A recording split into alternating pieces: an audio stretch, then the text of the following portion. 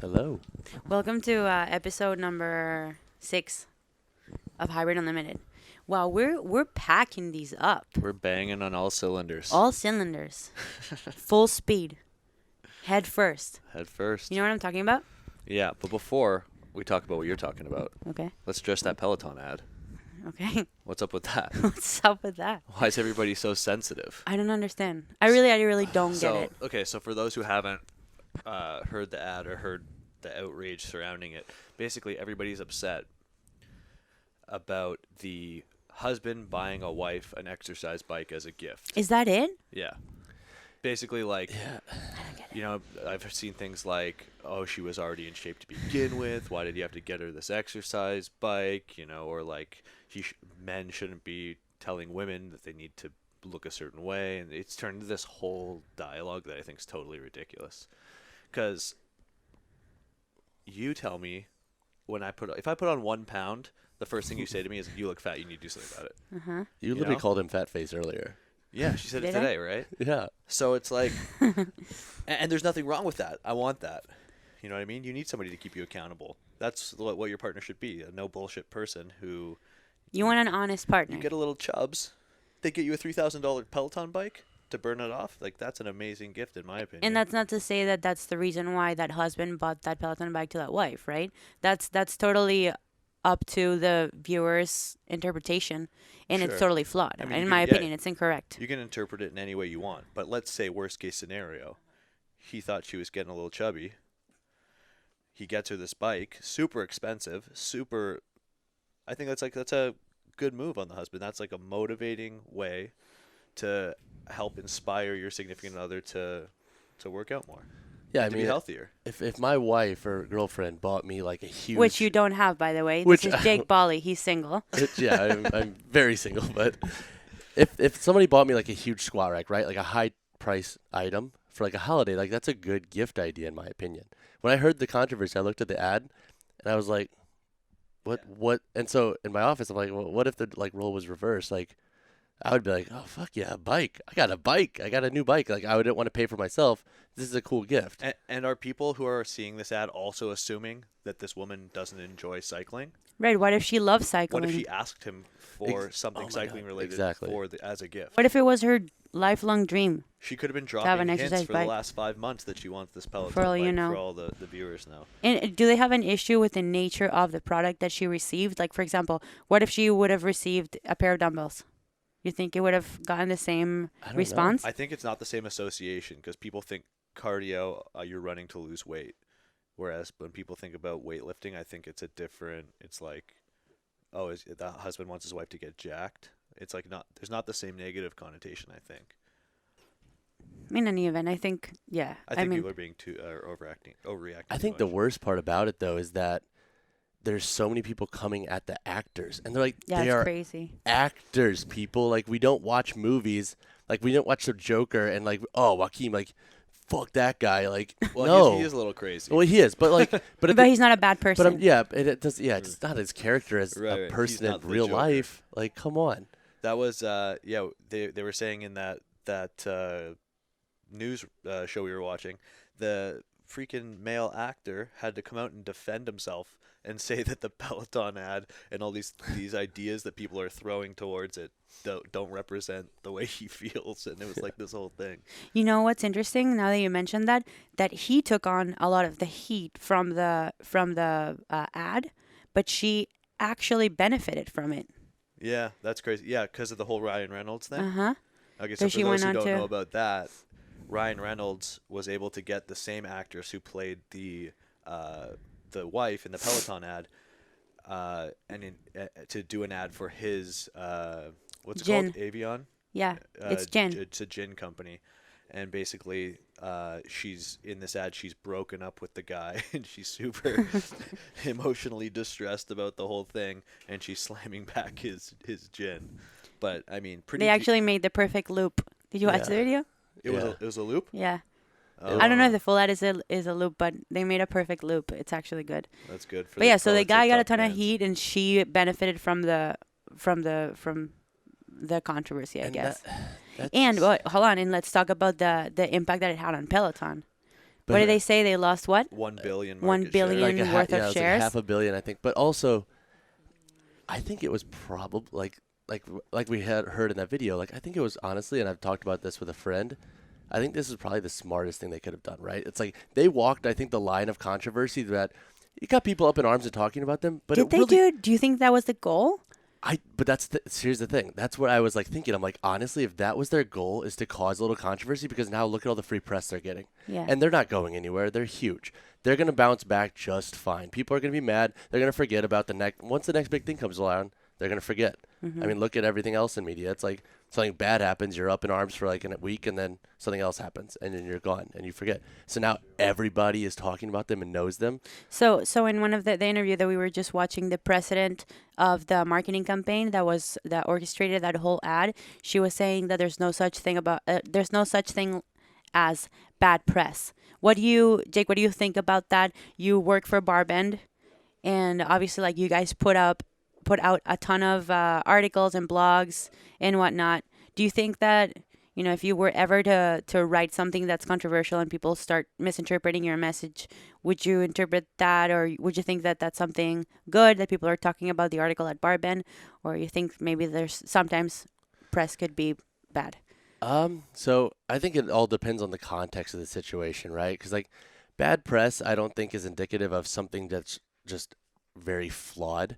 In this case, their ad, it was controversial, but it wasn't like damning. It like wasn't like, oh, like this is how Peloton like actually thinks. It was interpreted by everyone else as being bad. So it wasn't like them saying like, we have a perfect image that you have to fit. Like, sure, maybe the visuals in there might allude to that, but it's the interpretation. So in terms of like bad press here, it got people talking about it, and I wouldn't necessarily call it bad because that's the goal. Now, had they come out with something directly negative and people were talking about it, like, that's bad press, because that's going to have repercussions, and that's now tying you to something that's negative that you directly said, and there's no taking that back. Right. So if people are going to interpret something in their own way and spread messaging, that's why I don't necessarily call it bad in this sense, because people will forget and like they'll move on. And really it wasn't that bad in my opinion. But like had they come out and like really like said something fucked up, like then I think that's bad, because then that's going to like trickle down, and that's going to say like, oh, this is their values. Like this isn't necessarily their values. It's how everybody else interpreted it. Yeah, It's absolutely. interesting. Even if it was their intention to make it seem that way, they did a good job at being able to maintain plausible deniability. Yeah. Like they can very easily defend it and say, well, that's your interpretation of it.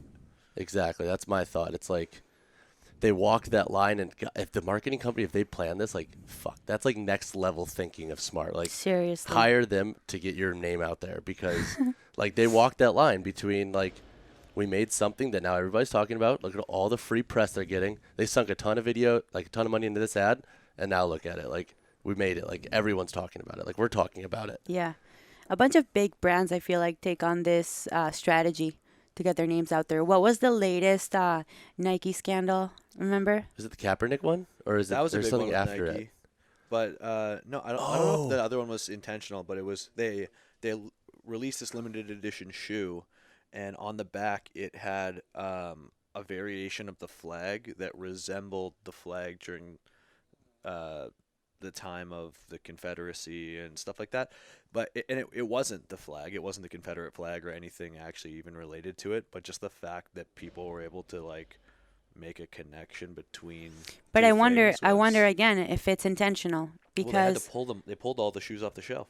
so probably maybe probably it lost was a ton of intentional. money. They wanted people to start talking about it, but they didn't anticipate that it would backfire that bad. Maybe Pulling it off the shelves was a cost that they anticipated. Yeah, because you have to It could think be a like big stunt. in this huge brands, they obviously have a ton of high level, highly educated people working in marketing that are, everything they do is there for a reason. Like, right, the colors they choose, the symbols, where they place the ads, it's supposed to make you feel a certain way and have people talk about it, have people buy more shoes, That shoe etc. probably So went through a bunch of different focus groups before it man, ever made I it even to got the- heat at that time, because I think sometimes I'm totally unaware of what's going on around me. I'm so focused on a project that I don't know. So I think that happened, and then I posted a selfie wearing like head to toe Nike, like I had just gotten a Nike outfit with like a cool jersey and shorts and shoes, and like 95% of the comments were about that it's, that people were upset that I was supporting Nike. People, I'm like, oh my God. That's so frustrating. And I'm going to circle back really fast. I think Nike is very good at strategically doing that, because if you look, like, this is not their first fuck up. They do fuck ups pretty routinely, and it automatically like gets them back up at the top of the news cycle. Yeah. So I don't think it's like, I think they might strategically do it. Now, if they actually do, I don't know. But Yeah. like, you don't see other big shoe companies doing these things to where it causes this controversy. Like Nike, like it's gotta be pretty more there. frequent that it's happening. Is it really an accident at this point? Mm-hmm. But Yeah. it's I think it's frustrating, especially like hearing your comment about like how people are coming at you, because it's like it's the ad too. It's like you're interpreting this in how you want, and then you're just fucking just Which is incorrect Say- in yeah. this case. saying you whatever know? you want based on like your own personal interpretations and beliefs, and coming at you, who's like I you're have not nothing to tied do with it. Yeah. Yeah, You're just like trying to look fresh. Yeah. Just trying to have some swag. Nike makes good gear. Like Yeah. what the fuck? Yeah, feel me? They'd have to do something pretty bad to get me to stop wearing Nike. Yeah, seriously. I mean, they're so above, like so ahead of all the other brands in terms of Yeah. swag. Hayden and I went into a vintage shop the other day in Toronto, and there was a pretty dope vintage looking Michael Jackson shirt, and he tried it on. He's like, "Damn, I look sick with this shirt." And I'm like, "Yeah, but it's MJ." And he's like, "Yeah." And then we had to pause for like 10 minutes thinking about whether or not we You're like, should. do people care? I don't know. What- Do like they what- care? What is the overweighing factor? Is he a big enough star that people don't care as much about What he did? the things we shall not mention? You know, I feel like he kind of skates by. Like he still plays on the radio. You know, if Thriller comes on, everyone's singing it and doing the. You And I know, mean- like, it's he like almost gets a pass. Well, that's I think that's messed up in its own way, because it's like we write these arbitrary ideas of who gets a pass and who doesn't, and it just makes the whole system even more complex. It's okay. Just to clarify, does he get a pass or doesn't he? Just for the records, we did not get We the didn't shirt. get the Yeah. shirt because we didn't want to risk it. Yeah, But does he get a pass? I don't know. I think it's up to your own interpretation. I'm not Guys, let saying us either know. way. Does MJ get a pass? Should we continue listening? Can you wear an MJ shirt? Can you wear an MJ shirt? That's in this that's day the and main age? question I need an answer to. Is it acceptable to wear an MJ shirt? That's the most important question. Hey, it's need an answer acceptable to. to wear a Kobe jersey. Wasn't he accused of rape a whole bunch? And did he get off? He got off. I don't know. But I mean, there's definitely lines in the sand that we just choose to draw. Yeah, exactly. That are, like you said, totally Kinda arbitrary. arbitrary, Exactly. Back to the topic of marketing and exposure and getting people to talk about your brand. Jake, a big portion of your time is allocated towards developing strategies to drive more people into your site. And yesterday we were having a super interesting conversation about search engine optimization and kind of like everything that goes into facilitating or getting people to read and look at what you're posting online. And that topic is just so interesting to me. So you write, and Yeah. then you write blogs, fitness blogs, and you also kind of like take on that role. Yeah, so at BarBend, I wear a lot of different hats. I edit for other writers. I write myself. I try to find other writers. I orchestrate things like this, coming down here, working with you guys. I do videos. We come up with the ideas, orchestrate them. Then I run our Instagram page. So I kind of wear a bunch of different hats. But yeah, a lot of my role now has become, as opposed to just simply writing, has been looking for ways to rank better, place better with different things, to basically build media that's a little bit more dynamic in nature. And that's why I love BarBend, because I think we're trying to stay ahead of the curve in a lot of ways when it comes to written media and video media, and tying those together and making them parallel in the way that they grow and being found and stuff like that. Yeah, let's talk about. So yesterday, one of the most valuable pieces of advice that you gave Caesar and I. Caesar's my video guy, media director. We were talking about hashtags on YouTube. Yeah. Let's talk a little bit about that. Just maybe give the listeners one or two or three, Yeah. however many pointers you want to give them as For far sure. as YouTube goes and getting more people to watch your videos. Because For sure. It was funny how we were saying it's like we'll be like, hey, let's make a video on this, and then we post it, and that's literally the extent of our thought process in terms of search engine optimization. And then after talking to you, it's like, whoa, you Yeah. can really delve deep into all the different intricacies Yeah, of it's a how science. algorithms work and What Google posting wants where from helps you. other Yeah. platforms. Like there's a whole thing. Yeah, it's, I guess it it's never occurred to me that there's a science to what you post, how you post, what you name it, what your cover is, your thumbnail, the hashtags that you use, the language used in the video, your caption for the video. Let's talk a little bit about that because I find that super interesting. definitely. So I'll break this into two different sections, right? So let's talk about so thumbnails, titles, they obviously need to be a little clicky.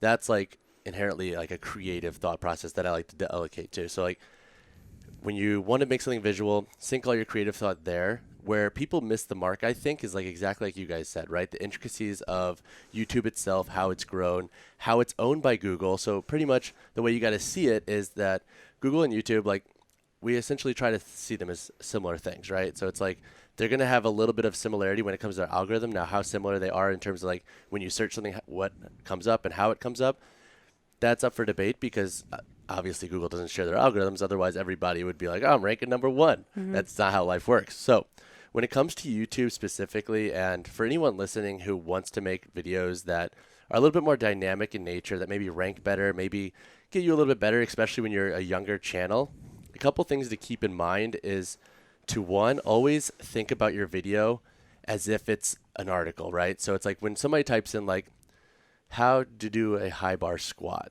Treat your video as if it's going to come up as that first link in Google because Google's starting to pull videos actually very highly and rank them very highly for search terms, whether it be a question or just whether it be a statement. They're starting to pull videos a lot higher in the algorithm in the first page. So treat your video as if it's an article. And so how you do that, that's where the intricacies come in, right? So descriptions are very important on YouTube. You see a lot of vloggers and stuff, and they have big followings, and that's why they get a lot of views. But if you just spend a little bit of extra time writing a longer description, writing a little bit more, it's going to help you be found a little bit better just because you're going to be able to be crawled a little bit more. It's going to tell Google, hey, that's what this video is about. If somebody's searching for this, it's going to help this video be pulled and be a little bit more relevant. You mentioned the term crawl, which I heard for the first time last night. Yeah. You want to explain what that is briefly? Yeah, so basically pretty much on a regular basis, Google crawls sites, crawls videos, and it's their way of indexing things and pretty much figuring out what this piece of content is about and then best is that relate. A real human doing that? No. They're little they say crawl and they're whatever spiders or whatever. I interpret them how you want, but crawling is basically how, let's just say Google looks at their AI looks at a page and decides what exactly that's about. Okay. So by writing longer descriptions, that's one way to help out the reach. And even if you already have a huge following, just doing this little thing helps a lot. It just gives Google an idea of what your video is about. So we talked about your hypertrophy video.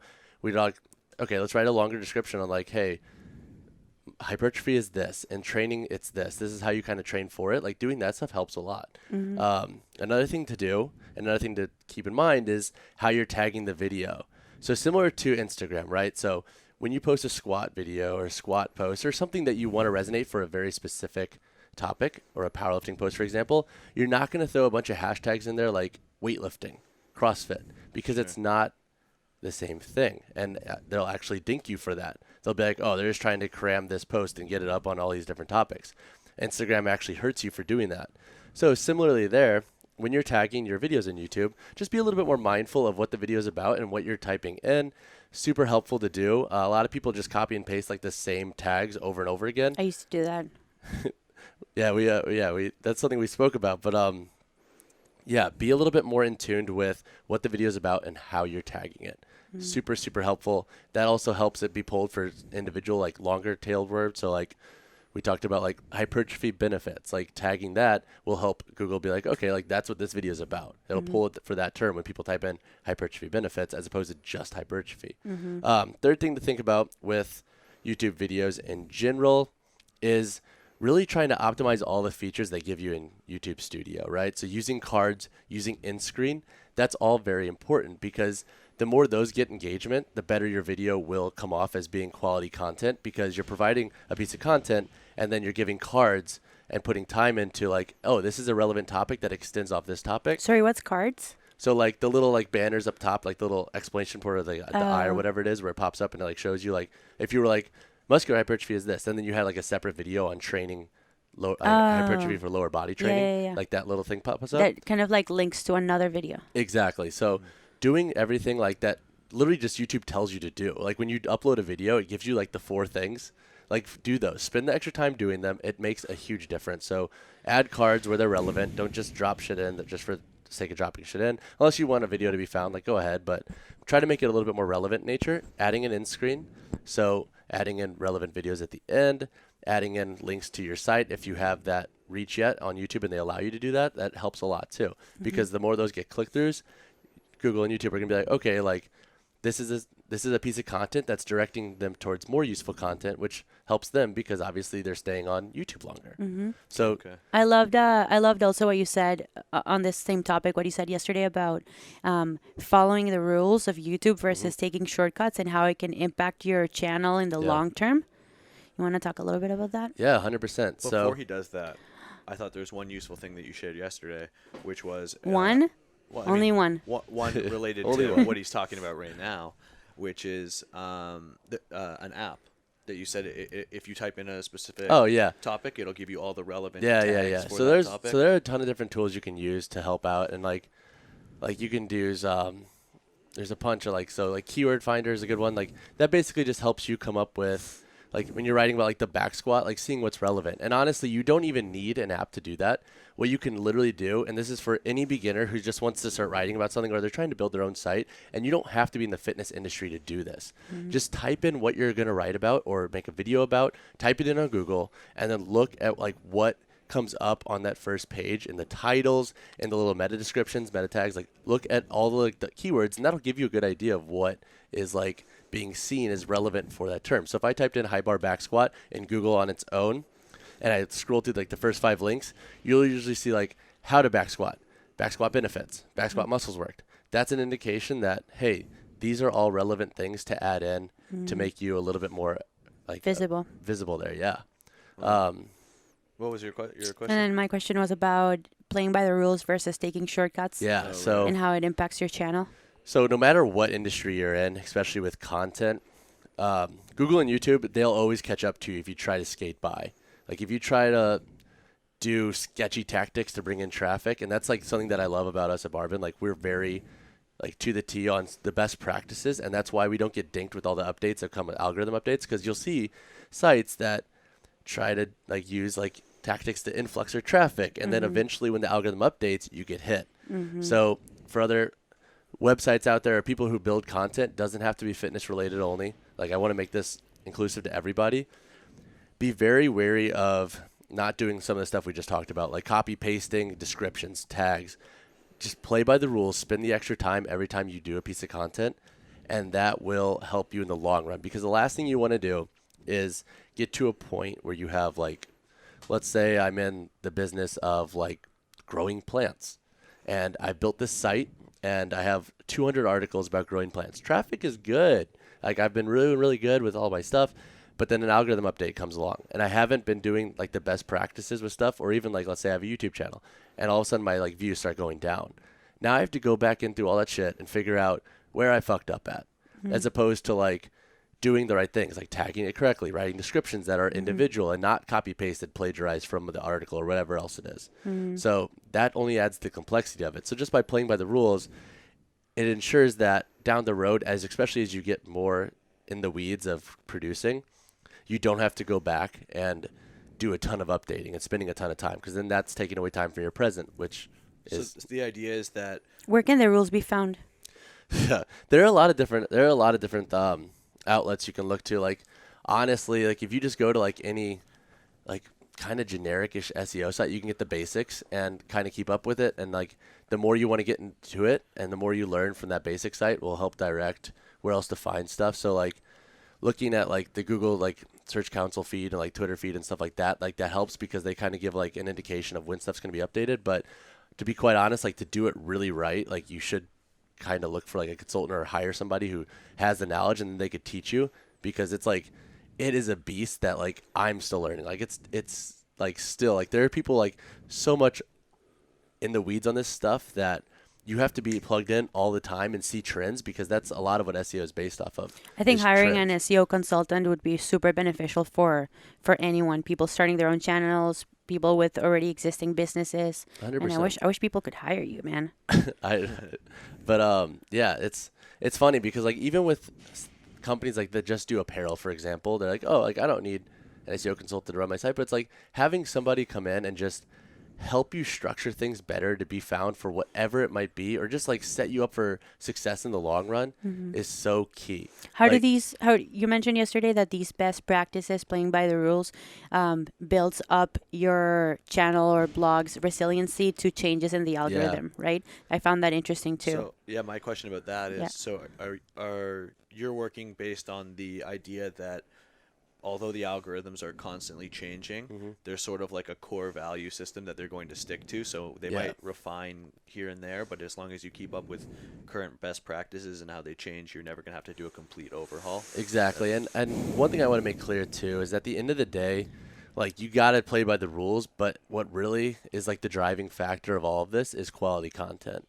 It's not just shellacking up shit on YouTube or like putting shit into an article and like whatever, just posting it. It's actually taking time to build out quality content, because as we get further and further into the world of the internet and as Google grows, they're only getting smarter at detecting what videos are about, what articles are legit. They're getting better at recognizing who's writing them, associating that with expertise. Like that's something that we like at BarBend, like we make very apparent to our authors. It's like, hey, we want you to write like a really good author bio, because that's going to help Google identify you as an expert in the field.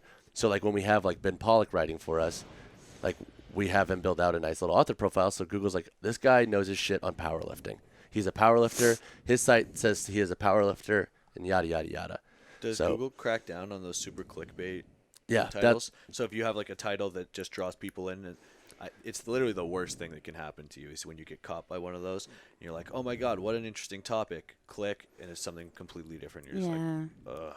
Yeah, that's... So do they crack down on those? Yeah, that's a whole nother beast. And there's a whole, like, I like to think of clickbait as having different levels, right? So it's like, you see like people call clickbait titles in like fitness, but they're not really clicky. It's just trying to get you in the video. Like, I think true clickbait is like when they say like, these 5 foods will like make you like lose 40 pounds in like 2 weeks, and you click it and it's just a fucking funnel to get your email. Like that's clickbait in my opinion. Like there are different levels of clickbait, and like you might see this differently to anyone listening, and that's okay. But I think clickbait is a term that should be defined a little bit better, because what you're talking about, that's like click funnels are a little bit different, or like you see like those Facebook like news articles that are literally designed to mislead you. What we were talking about before. Yeah, and those Does celery kill you? Tune in at 7. Then you tune in at 7. No. All right, thanks. back to our regular program. Yeah. Yeah, but it's those are the sites like that don't last. Like people who plagiarize shit, try to get quick with their traffic. Like you'll benefit for a couple months, but you never last. And that's why it's like having a resilient site, best practices in place, it deflects that shit, because you're always updating how you're like ranked. So like for us, like we're very mindful of how we're ranking.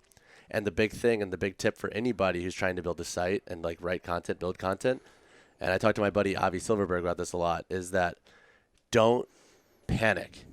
If you're doing the right stuff and you see like a little shift here and there, like with how you're ranking, don't panic, because they're always testing. They're always testing who's relevant, who's got the best content. So don't panic and freak out and change everything. That's why having best practices in place allows you to like kind of beta test as you go. So if you do see a consistent dip, then you know it's clear, like, okay, something's up, let's figure it out, as opposed to like an acute instance of like where you drop maybe like 3 or 4 ranks. It's like, give it a couple weeks, you'll probably shoot back up. They're always testing out new content and new stuff like that, because otherwise how else would we ever see fresh content? And that testing. Yeah, that doesn't just apply to this particular instance. That's kind of the premise behind interpreting data, right? Yeah. You shouldn't make any decision based on one point in time. You should make the decision based on trends that you see. So it goes back to just data interpretation in general. 100%.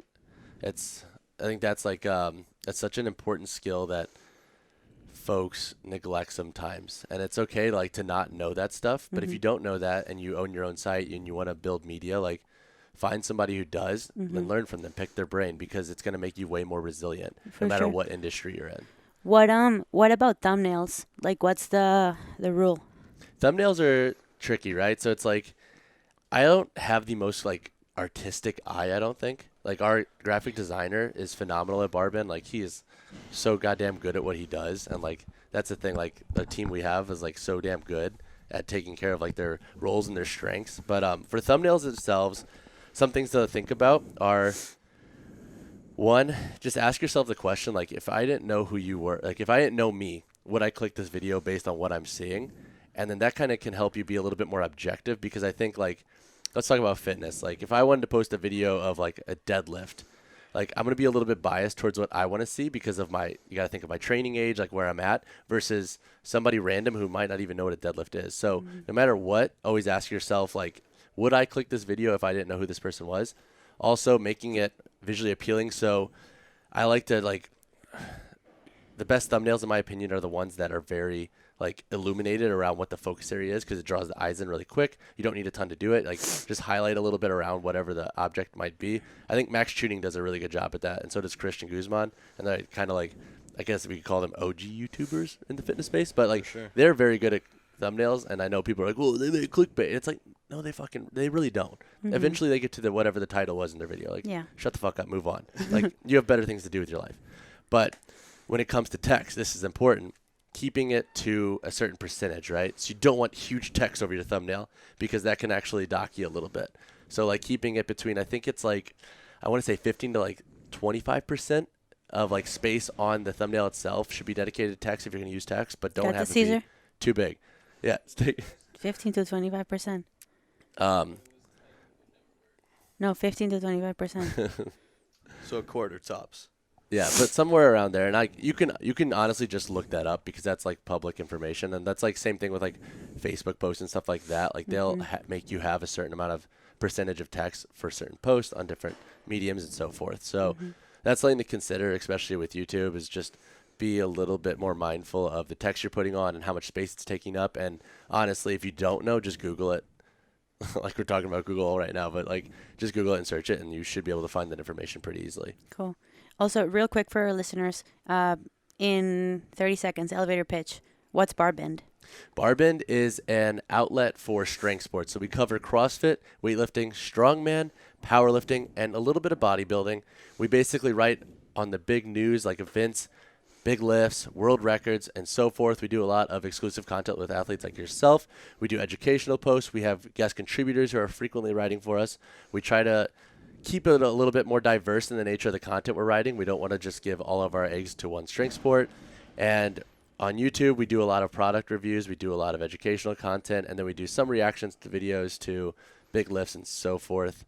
So that kind of wraps us up in the nutshell. We're trying to be like the go-to news outlet for strength sports in general, and try to be inclusive to all strength sports and not just focus on one. I love you it. guys reviewed the new Nike Romaleos? Which ones? The 3XDs? I don't know. Is there more than one new one? I don't believe the 4s are out yet. I actually was looking. I was talking to the Nike rep. So like, I do a lot of shoe reviews.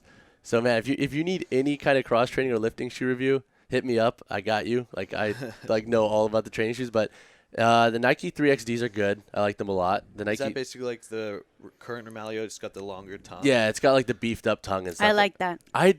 I do too. And people are like, well, like, fuck Nike because they made this shitty. It's like, they listened to you and made it better. Like, you guys should be happy. Like, and I like, don't even get me started No, there. you Like, can't make everyone happy. some of the comments we get on review videos, it just like blows my mind. But yeah, I don't know. I don't know when the ROM 4s are coming out. Before I'm trying. Tokyo 2020, I'm sure. Right? I'm hoping, man. Hopefully. I like, keep bothering their PR people. Like, hey, do you have any news for me to write about? But they haven't given me any details yet. But when we do, I'll be sure to be like one of the first to write on it. Hopefully. Awesome.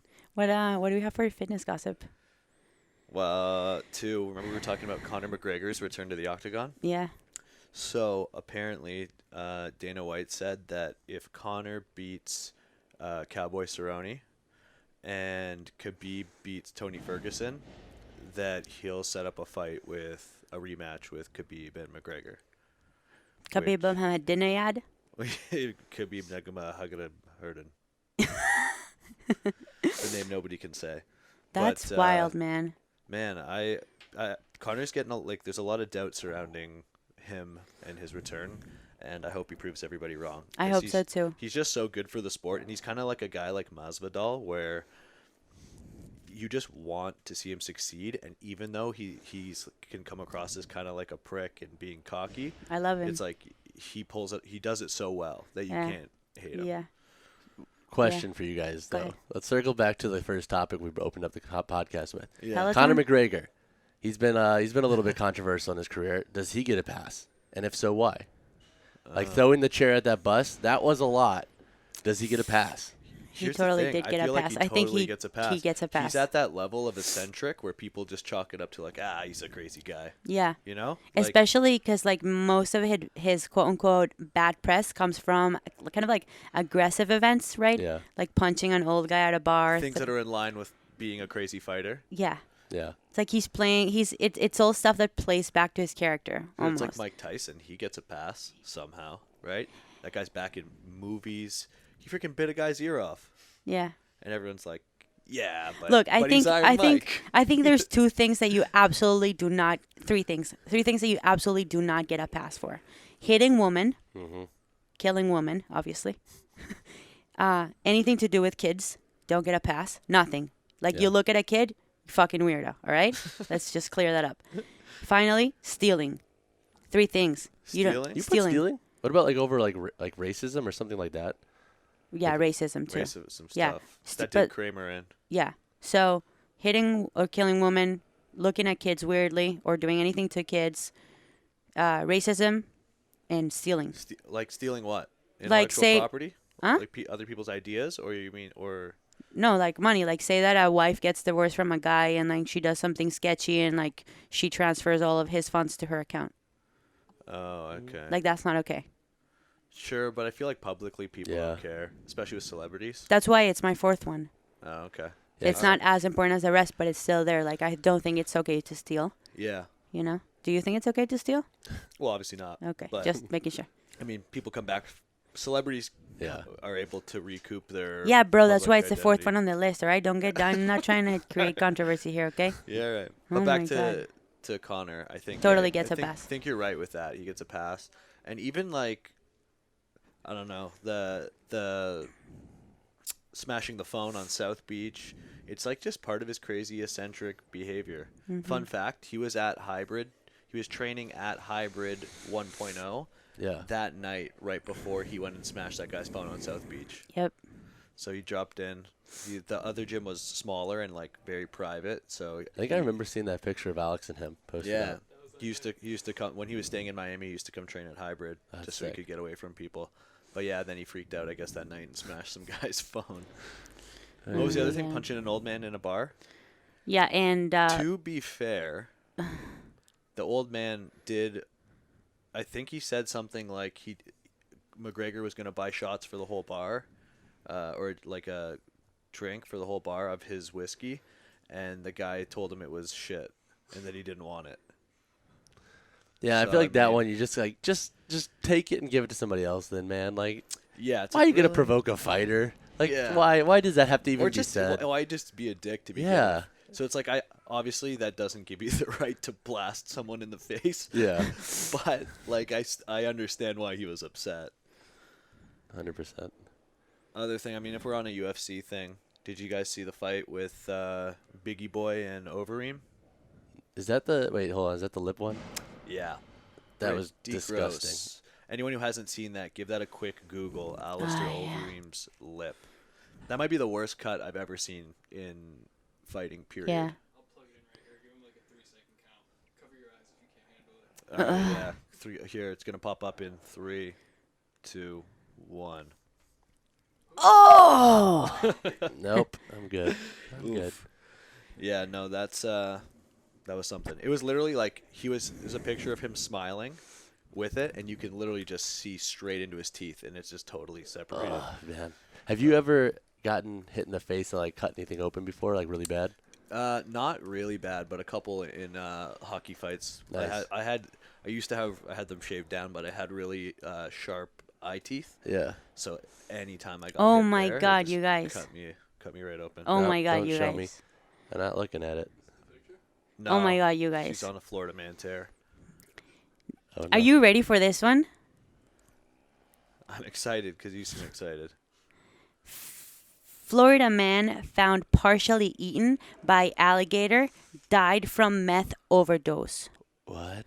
Florida man dies from meth overdose and then gets eaten by an alligator. This was 13 hours ago. Michael Ford II was found in an alligator's mouth in water near a phosphate mine. A necropsy revealed Ford's hand and foot inside the 11-foot-long alligator's stomach. It is still unclear why Ford, 45, was on the property, but officials said Wednesday he died from methamphetamine intoxication and was later eaten by the reptile. Oh man, what a way to go. Oh, dude. Meth is never a good idea. I don't know how you end up there, but hey guys, Don't Don't do do meth. it. Don't do it. You know. there's better alternatives. Yeah, You like know, CBD. You smoke too much weed, you fall asleep. You do too much meth, you end up in an alligator's mouth. Just drink the beer, man. That's a life lesson right there. Yeah. Papa Hayden. Yeah, there you go. There's my bit of wisdom for the podcast. We had a Florida man that decided to go to Indiana for a day, and he stole a hot air balloon for the Florida Man Challenge Day. Wait, there was a Florida Man Challenge Day? When was So that? when it came up, he was just like, you know what? I'm stealing an air balloon, hot air balloon in Indiana. Wow, what a slow and obvious getaway. Imagine stealing a hot air balloon. If for anyone who couldn't hear Caesar there, he was talking about there's a Florida Man Challenge Day, and this guy went to Indiana and stole a hot air balloon. But I mean, if ever there is a scenario where you cannot make a sneaky and speedy getaway, it's in a hot air balloon. It's like, yeah, where are you going to set that thing down? You could literally just walk alongside and wait till he has to come down. Right? That's so I'm trying to think of a ridiculous. good example of that. Like somebody's like trying to get away fast and it's like just going so slow. It's like something Yeah. you'd see in Austin Powers. Yeah, So- yeah, so yeah. ridiculous. So bad. Before we go, Jake, where can people find you? So you could find me at barbend.com. I am Jake Boly there. If you want to follow my personal on Instagram, I don't know if I'm too interesting, but that handle is at Jake_Boly. And then my personal site is concreteathletics.com. But I seriously appreciate you guys having me on. It's always a pleasure sitting down and chatting with y'all. Yeah, Thanks thank for you. coming. Always This interesting. this episode was brought to you by Hybrid Performance Method, your one-stop shop for all things training, nutrition, training, and the most dopest apparel gear that you'll ever own. Yeah, that. that's sick. Also brought to you by Go Strong. Everything we do is brought to you by Go Strong. Yeah, and shout out Animal. to Tim. Yeah, shout out to Tim and Animal Yeah. Pack. Okay, that was all for episode number 6? I think Six? then? I hope you guys enjoyed, learned something. And if you have any questions, you know how to reach us. And if you Don't do don't, meth. huh? Yeah, don't do don't meth. do meth. Definitely don't end up in an alligator's mouth. And yeah, I'll catch you guys next time. Bye. Bye.